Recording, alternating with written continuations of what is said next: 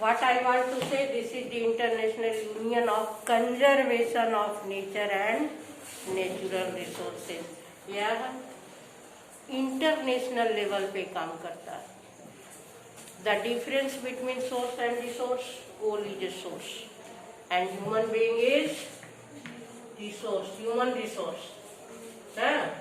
तो यह which can be found again and again along with a short period, जिसको कि हम शॉर्ट पीरियड में पुनः प्राप्त कर सकते हैं, तो उसे कहते हैं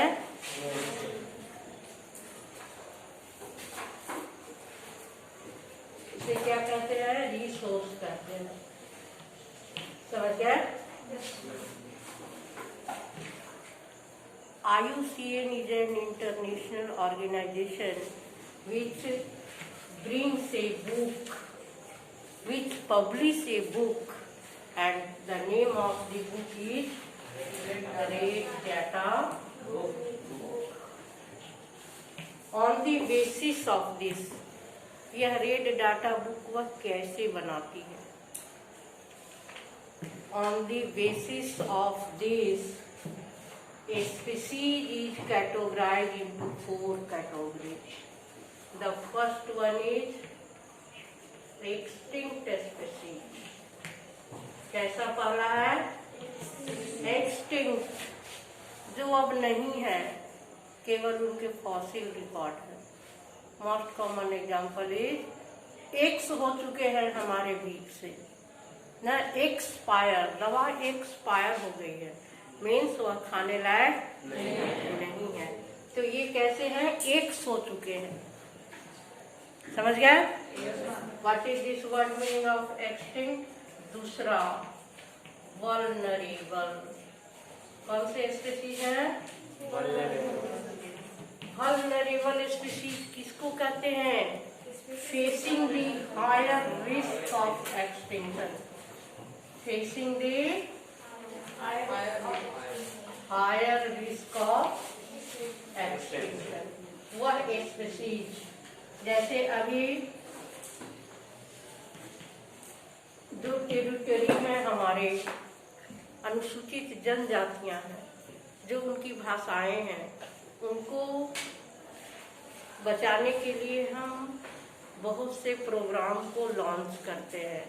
उनको जनरल कैटेगरी से हटा के रिजर्वेशन कैटेगरी में डालते हैं और उसके बाद क्या करते हैं? उनके लिए बहुत सी फैसिलिटीज को देते हैं. तो यह एक तरह का ये रिजर्वेशन है.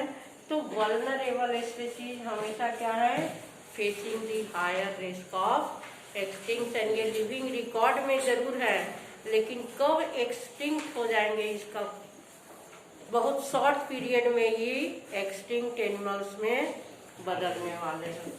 तीसरा है इंडेंजर्ड. कैसा है? इंडेंजर्ड.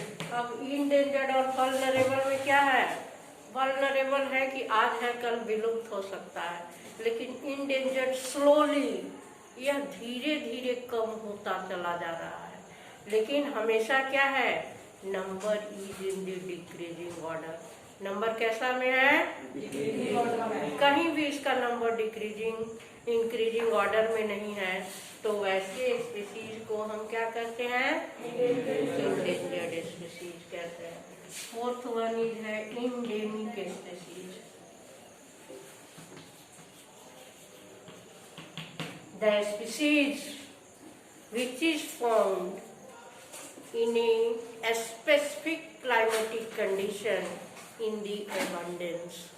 वह स्पीशीज जो एक स्पेसिफिक क्लाइमेटिक कंडीशन में बहुत अधिक मात्रा में पाई जाती है, तो उसको हम कहते हैं इंडेमिक स्पीशीज. जैसे आप बिहार के टेम्परेचर और क्लाइमेटिक कंडीशन को देखेंगे तो आपको बरगद के पेड़ और पीपल के पेड़ बहुत से मिल जाएंगे, लेकिन जैसे ही हम कहाँ जाएंगे, सपोज दैट कि हम श्रीनगर पहुंच चुके हैं, हमारा अपना भूभाग है वह, लेकिन वहाँ आपको बरगद का पेड़ नहीं मिलेगा. वहाँ क्या मिलेंगे? केसर के पेड़ मिलेंगे. तो यह यह जो हम पाएंगे कि species which are found in a specific climatic condition in the abundance, that species are called endemic species. तो लोग ज्योग्राफी में कुछ घास के मैदान पढ़े होंगे, प्रेयरी घास का मैदान, सवाना ग्रासलैंड पढ़ा है? हाँ? तो savanna grassland is famous for only one type of grass, that is savanna। तो वहाँ इंडेमिक स्पीसीज हो गया, वह सबसे अधिक मात्रा में पाया जा रहा है। तो इंडेमिक स्पीसीज किसको कहते हैं?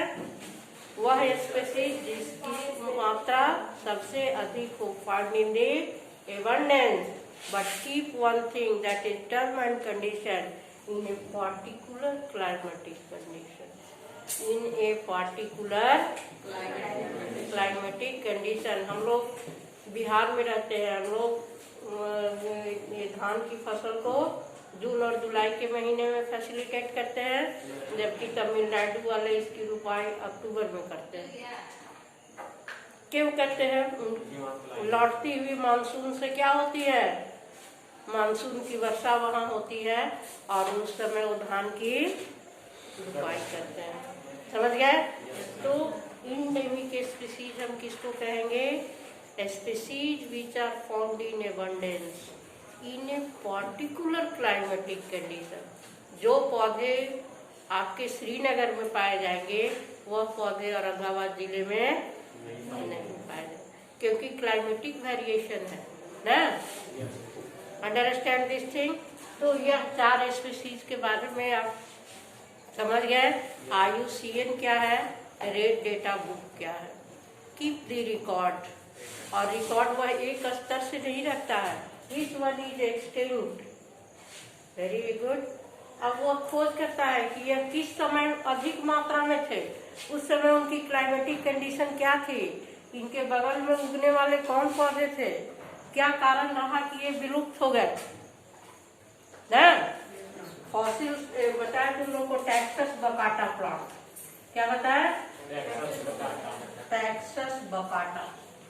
यह एक ऐसा प्लांट है जिसमें पूरे होल वर्ल्ड में फ्लावरिंग नहीं हो रही है। फ्लावरिंग नहीं हो रही, that is near about this extinction. तो इसको हम लोग कहते हैं फॉसिल, लिविंग फॉसिल। क्या कहते हैं? यह लिविंग में कोई फॉसिल्स हो सकता है? नहीं हो सकता, लेकिन इसको एडजेक्टिव दिया गया है लिविंग फॉसिल, क्योंकि अब फॉसिल रिकॉर्ड में ही हमको मिलेंगे। लिविंग थिंग्स डाई, कोई भी चीज मरता है तो यह पौधा भी मर जाएगा, फिर इसके यंग वंश नहीं पाए जाएंगे। अंडरस्टैंड?